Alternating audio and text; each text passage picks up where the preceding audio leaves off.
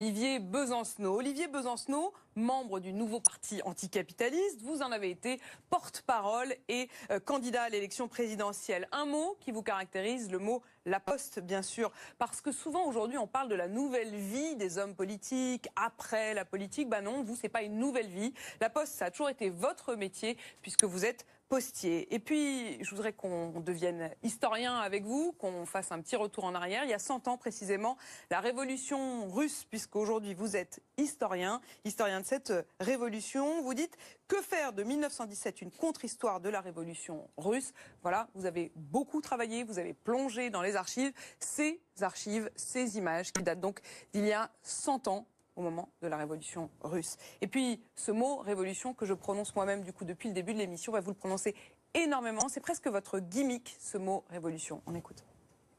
On n'est pas en train de vivre une révolution pour l'instant. Moi, j'appartiens à cette génération qui militait jusque-là en tant que révolutionnaire dans un monde où il n'y avait pas de révolution en cours. Bah là, il y en a une. Là, la contre-révolution, philosophique même, je dirais, c'est le contraire. Voilà, vous savez, Ken Loach, le réalisateur, il avait une belle formule, il disait que les révolutions sont contagieuses. Les révolutions contagieuses, mais finalement la révolution pour l'instant ne vient pas. Juste un mot d'ailleurs sur ce mot. Vous avez été porte-parole et candidat de la Ligue communiste révolutionnaire. Il y avait le mot révolutionnaire. Aujourd'hui, c'est devenu le NPA, le nouveau parti anticapitaliste. Est-ce que c'est parce que le mot révolution fait peur ? Non, c'est parce que quand on a fondé le NPA, on s'est adressé et on a regroupé des filiations politiques différentes, certaines qui étaient révolutionnaires clairement, d'autres qui venaient de l'écosocialisme, de l'anticapitalisme radical, voilà. Et le mot qui est venu instinctivement, parce que c'est celui qui nous regroupait, c'était anticapitaliste. Donc c'est pas une question de communication. C'est pas une question de marketing autour du mot révolution. Parce que là le problème il est trop substantiel pour se résumer à des problèmes de communication. Le discrédit qui pèse aujourd'hui pour des millions de personnes sur l'idée du communisme ou de la révolution, elle dépend du siècle politique qui était le siècle précédent, celui qui s'est ouvert notamment en 1917 et qui s'est refermé en 1989, et qui fait que même pour des anti-staliniens comme moi je suis et j'ai toujours été dans ma formation ou d'autres familles, on est dépendant de ce siècle qui fait que des générations entières doutent même de l'idée qu'une autre société que le capitalisme est encore possible à cause de ce bilan-là. Donc c'est pour ça que quand le centenaire de la révolution russe arrive... vous vous êtes dit c'est l'occasion aussi de revenir à cette jeunesse. D'en tirer en tous les cas l'actualité. Mais si on s'arrête encore un instant sur ce mot révolution, celui qui a écrit un mot qui s'appelle révolution, c'est le président de la République. Il paraît, ouais. Révolution, ça a été quand même le manifeste d'Emmanuel Macron. C'est-à-dire que la révolution aujourd'hui, c'est le macronisme? Non, franchement pas. Lui, c'est une machine à remonter le temps. De toute façon, ça fiche son orientation politique.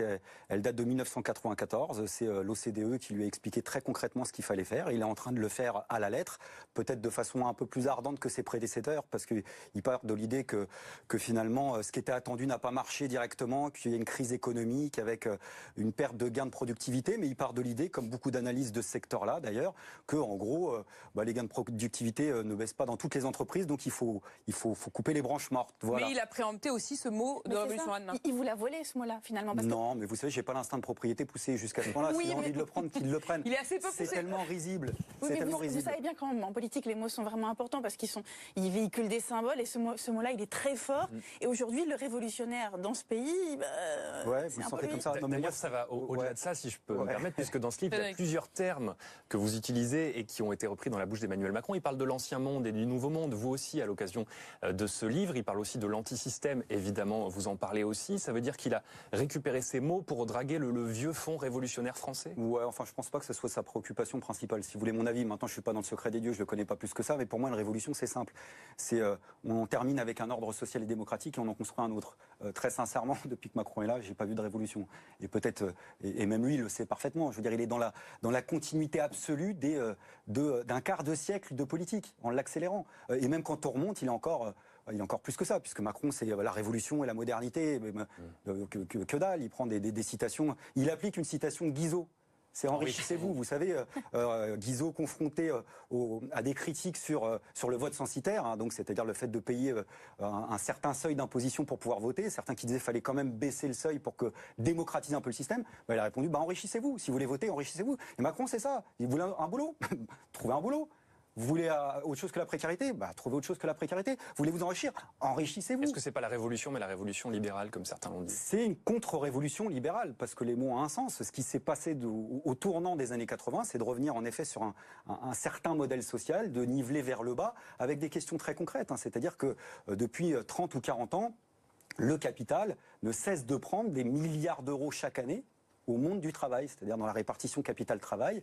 Il y a à peu près une trentaine d'années, c'était 70 euros pour 100 euros produits qui revenaient au monde du travail, 30 pour le capital. 30, 40 ans après, la répartition, c'est 60-40. C'est-à-dire que le capital a pris 10% du PIB chaque année aux salariés, aux retraités, aux chômeurs. Et que le ça rapport, représente énormément d'argent. C'est donc inversé. Dans votre livre, vous ressuscitez donc la révolution russe de 1917. Vous la regardez du point de vue du peuple. Votre idée, c'est de dire qu'il ne s'agit pas d'un coup d'État, mais plutôt vraiment de quelque chose qui est parti du peuple, par le peuple et pour le peuple.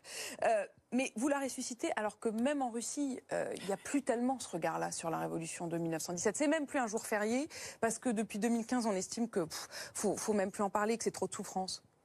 Écoutez, même en Russie, dans le monde entier, je pense et je continue à croire que la révolution russe de 1917, elle reste enfouie dans les nappes phréatiques de la mémoire collective, comme un point de repère, et qu'il y a même toute une série de plaisanteries populaires dans les dernières années de l'Union soviétique qui prouvent qu'il y avait une différence du point de vue des couches populaires entre 1917, ce qui s'est passé au départ, et ce qui s'est passé par la suite. Ce qui prouve que justement, à l'heure où la bien-pensance nous invite finalement à mettre à pied d'égalité les victimes, les bourreaux et les coupables exactement sur le même banc, et même dans les couches populaires, c'est un petit peu plus compliqué que ça. Il y a un fil invisible qui nous relie à cette expérience fondatrice. Maintenant, je suis pas aveugle.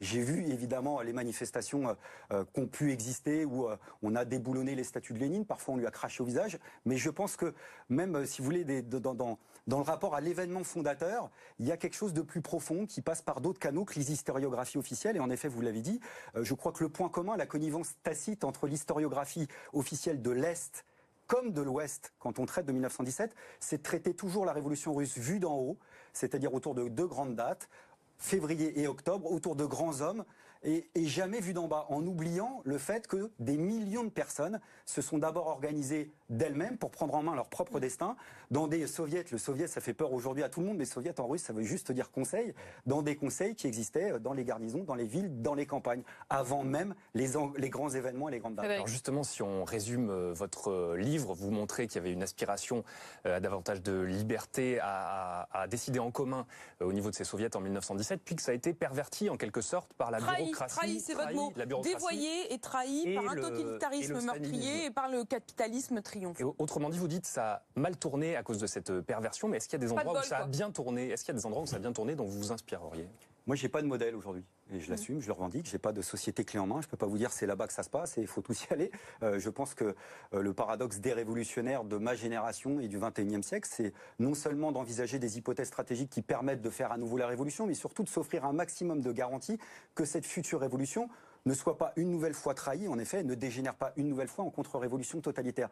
Mais pour ça, il faut établir les discontinuités là où elles existent et pas les continuités là où certains historiens continuent à les imposer. En nous expliquant que, par exemple, en Russie, les premières années, comme la fin des années 20, c'est la même chose. Moi, je maintiens le contraire. Je maintiens, en s'appuyant sur du boulot d'archives, il y a un livre extraordinaire qui vient de sortir de David Mandel, qui a fouillé les archives des soviets de Pétrograd en 1917. Vous verrez à quel point c'est une expérience dans le temps et dans l'espace inégalée d'auto-organisation. Mais pourquoi ça n'a marché nulle part ?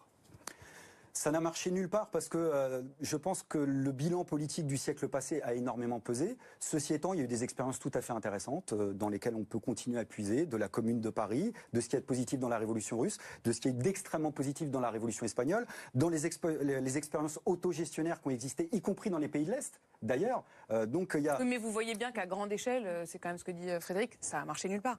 Ça a toujours, d'une manière ou d'une autre, déraillé, quoi. Ça, pour l'instant, jusqu'à présent, toujours été capturé par un corps qui s'est séparé de la Révolution. C'est pour ça que j'ai écrit ce livre avec cet angle-là. C'est traiter et chercher de le conjuguer le maximum au présent, à la fois de l'actualité de la Révolution.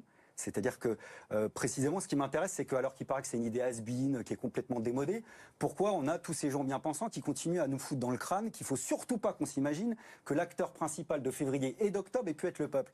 Moi, j'ai ma petite idée, parce que pour ces gens-là, aujourd'hui comme hier, c'est là ça vous rejoint l'actualité, la politique, c'est une affaire trop sérieuse. C'est une affaire réservée aux politiciens professionnels. 1917 est la preuve vivante qu'à un moment donné, des millions d'anonymes peuvent aller là où les politiciens veulent pas qu'on aille, c'est-à-dire sur la scène politique, et ça, c'est d'actualité. Maintenant, la deuxième actualité, en effet, c'est comprendre pourquoi et comment, dans les années 20, un corps, en effet, s'est séparé du restant de la Révolution, et on a eu des dizaines de milliers de personnes qui ont fini finalement par devenir les apparatchiks de demain, et à faire ce qu'avait été finalement pour pour la révolution russe, c'est un thermidor stalinien, c'est-à-dire l'équivalent de ce qu'avait été thermidor pour la révolution française en 1794, qui avait mis fin aux espoirs égalitaires des sans-culottes, qui avait préparé l'avènement d'un empereur Napoléon Bonaparte. Et je crois, oui, qu'il y a un parallèle à faire entre l'empereur Napoléon Bonaparte et ce qu'a été l'empereur rouge, Staline, vis-à-vis de la révolution de 1917. Mais cet idéal d'émancipation de l'homme, hein, parce que c'est ça qui porte cette révolution de 1917, est-ce que vous y croyez encore? Est-ce que vous voulez être l'héritier de cet idéal? Parce que ça, il n'y a plus personne qui ose encore s'en prévaloir. Vous savez, Olivier Besancenot, je suis dépositaire de cette histoire et je l'assume tout à fait. Et un des philosophes et un militant qui m'a inspiré pour écrire ce livre, qui a malheureusement disparu, c'est Daniel Ben Saïd, qui avait écrit à l'occasion de la publication du livre noir du communisme, un livre qui s'appelait Communisme contre stalinisme, et c'est lui, à l'époque, en 1997, je peux vous dire c'était gonflé de le faire, qui, comme des gens comme moi, a donné encore cette fierté de se revendiquer de ce mot communiste.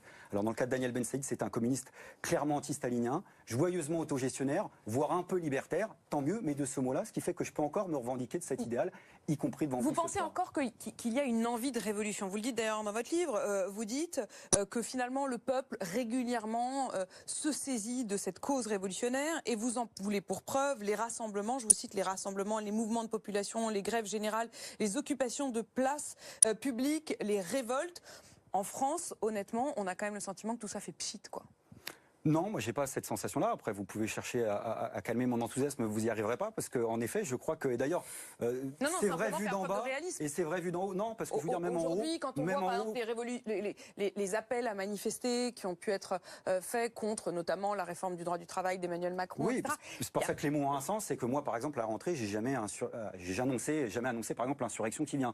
Mais de la même manière, je vous annonce pas la fin de la récréation aujourd'hui, y compris sur la loi travail, parce que je pense que le rapport de force est plus complexe que ça. Ceci étant, même en France, quand il y a eu la loi travail la saison d'avant, bah oui, il y a eu des occupations de place, et je me souviens d'ailleurs, même de façon un peu trop enthousiaste, il y a même des journalistes qui disaient ah ça y est, c'est de nouveau mai 68. Oui, c'était Nuit debout, oui, Nuit debout. Pourquoi? Parce qu'on vit dans un pays où il y a eu des grèves générales, des mouvements insurrectionnels. On est dans un pays de révolution, et cette histoire souterraine, elle se réinvite régulièrement. Et quand il y a des crises politiques majeures, et franchement, on ne peut pas parier sur la stabilité politique au point d'imaginer qu'il peut ne pas y avoir de crise politique demain. Je peux vous dire oui qu'il peut y avoir des phénomènes de cette éruption-là, mais c'est pas moi de le décréter. Ce qui m'intéresse, c'est les perspectives de ces éruptions-là. Mais Olivier Besancenot, ces phénomènes-là, ils reposeraient sur des guerres idéologiques. Vous pensez qu'elles existent encore, ces guerres idéologiques-là, avec cette ardeur?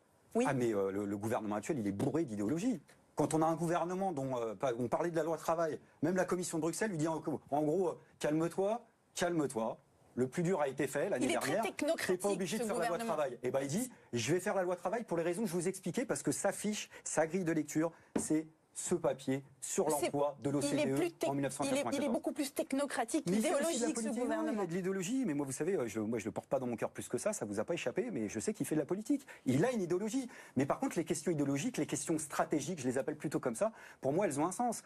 Vous disiez, il n'y a plus de révolution dans le monde, c'est pas vrai. On en a même vécu, par exemple, dans les pays arabes, mais on voit qu'elles n'ont pas abouti. Pourquoi? C'est le problème. À chaque fois, il y a manque de bol, il y a une raison. Non, c'est pas une question de manque de bol. Je crois que le problème pour moi, c'est les questions de projet de société. Et c'est aussi comme ça que j'aborde ce livre.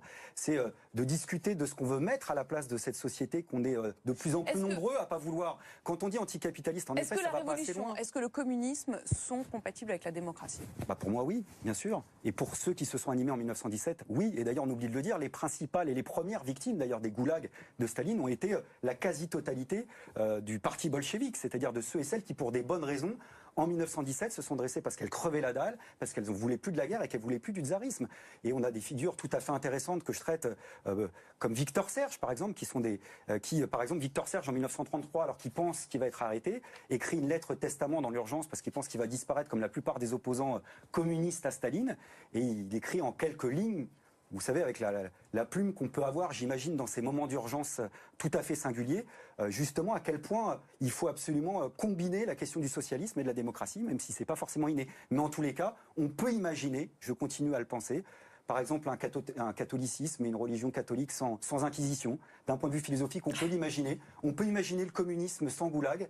Par contre, on ne pourra jamais imaginer le nazisme sans les camps de concentration, parce que c'est leur projet politique depuis le départ. C'est écrit, ça fait partie de... On reparle justement de cette question aussi de la révolution.